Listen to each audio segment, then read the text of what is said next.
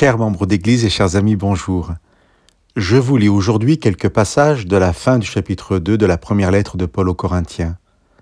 L'homme naturel n'accueille pas ce qui relève de l'Esprit de Dieu, car c'est une folie pour lui. Il ne peut connaître cela parce que c'est spirituellement qu'on en juge. Or nous avons la pensée du Christ. L'expression « l'homme naturel » traduit la formule grecque d'homme psychique qui définit l'être humain capable d'autonomie, d'intelligence et d'émotion, mais qui ne se laisse pas conduire par l'Esprit de Dieu. Paul lui oppose l'homme spirituel, traduction du grec pneumatique, l'homme rempli de l'Esprit de Dieu, de son souffle qui se dit pneuma en grec.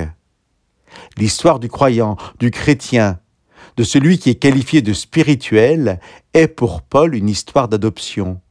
Non pas l'histoire de Dieu, le Père qui choisit un enfant plutôt qu'un autre, mais l'histoire de Dieu le Père qui invite l'humanité entière à le reconnaître comme un Père aimant. Et donc, c'est aussi pour Paul l'histoire en retour de tous ceux qui accueillent Dieu comme Père. Le moyen que Dieu s'est donné pour être reconnu comme Père a été de nous envoyer son Fils éternel, Jésus, le Christ, qui est venu vivre parmi nous comme un simple homme.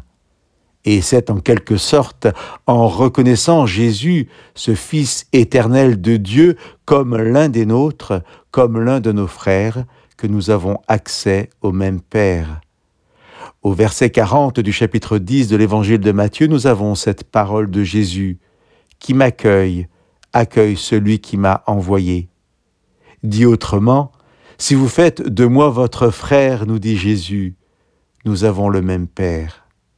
Chers amis, voilà ce qui fera de chacun de nous, sans discrimination aucune, des enfants de Dieu, ces êtres spirituels dont parle le chapitre 2 de cette lettre aux Corinthiens.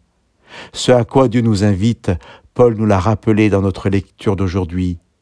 Si nous accueillons ce qui relève de l'Esprit Saint, nous sommes des êtres spirituels et nous sommes en communion avec la pensée du Christ. Chers amis, que Dieu vous bénisse.